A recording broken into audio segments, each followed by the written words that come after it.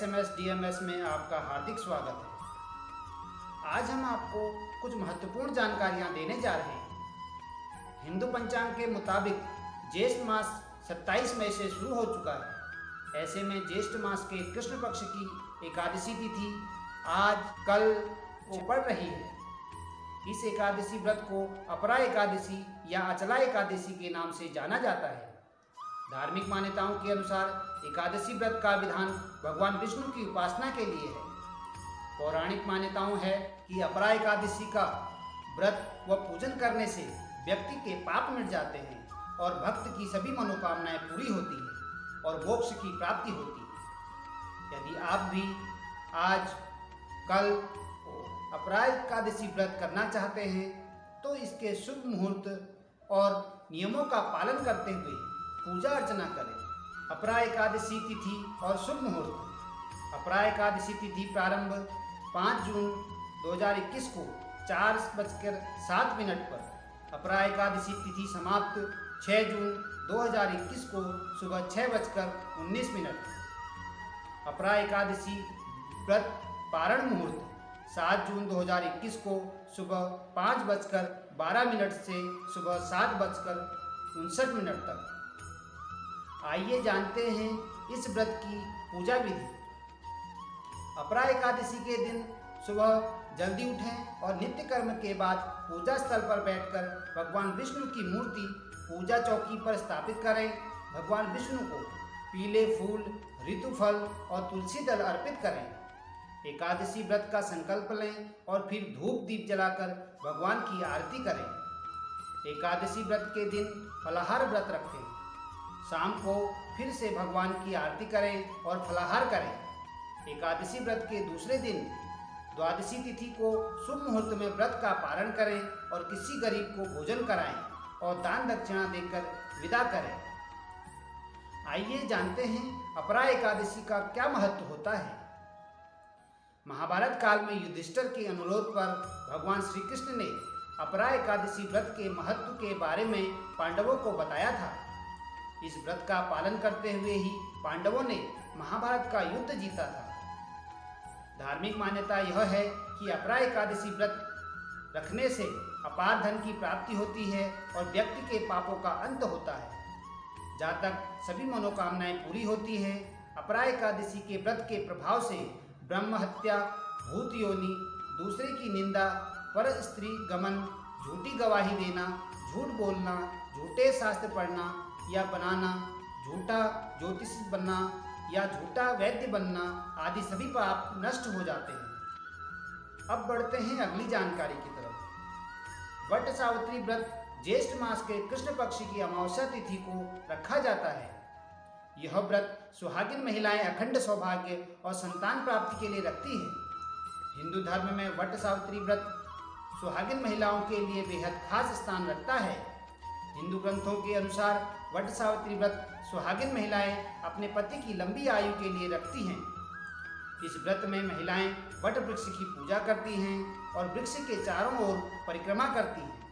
इस साल वट सावित्री व्रत 10 जून 2021 को रखा जाएगा। इस दिन ज्येष्ठ मास के कृष्ण पक्ष की अमावस्या तिथि पड़ रही है। वट सावित्री व्रत अमावस्या तिथि प्रारंभ 9 जून 2021 को दोपहर 1:57 से शुरू हो रही है। वट सावित्री व्रत अमावस्या तिथि समाप्त 10 जून 2021 को शाम 4:20 तक।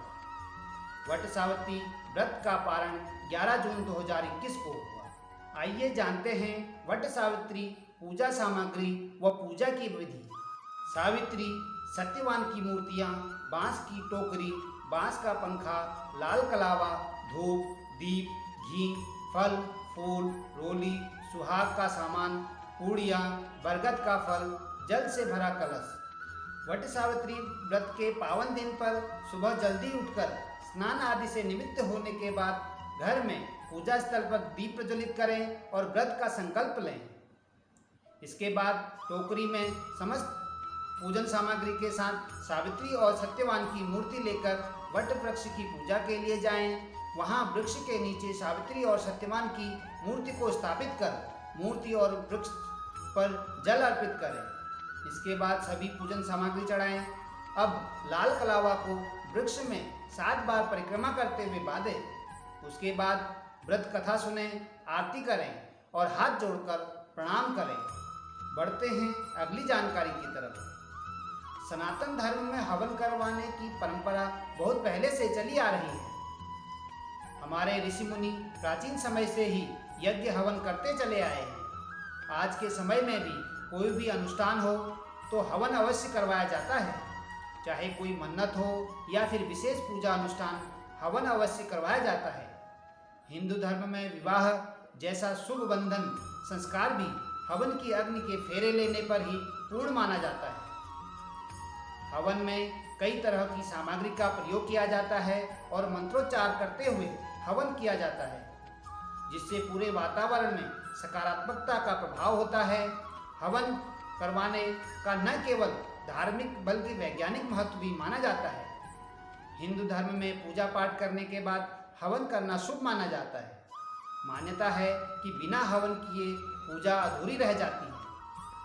हवन करने पर माना जाता है कि वातावरण की शुद्धि होती है। हवन करने पर घर में सकारात्मक ऊर्जा आती है। हवन धार्मिक महत्व के साथ साथ वैज्ञानिक महत्व बताता है कि कई अध्ययनों में पाया गया है कि हवन करने पर वातावरण में घुले प्रदूषण नष्ट हो जाते हैं। आइए जानते हैं हवन के धार्मिक और वैज्ञानिक महत्व से जुड़ी पूरी जानकारी। हवन करने का धार्मिक महत्व। हिंदू धर्म में हवन करने का विशेष महत्व है। मान्यता है कि हवन के बिना पूजा पाठ समेत कोई भी मांगलिक कार्य पूरा ही नहीं होता।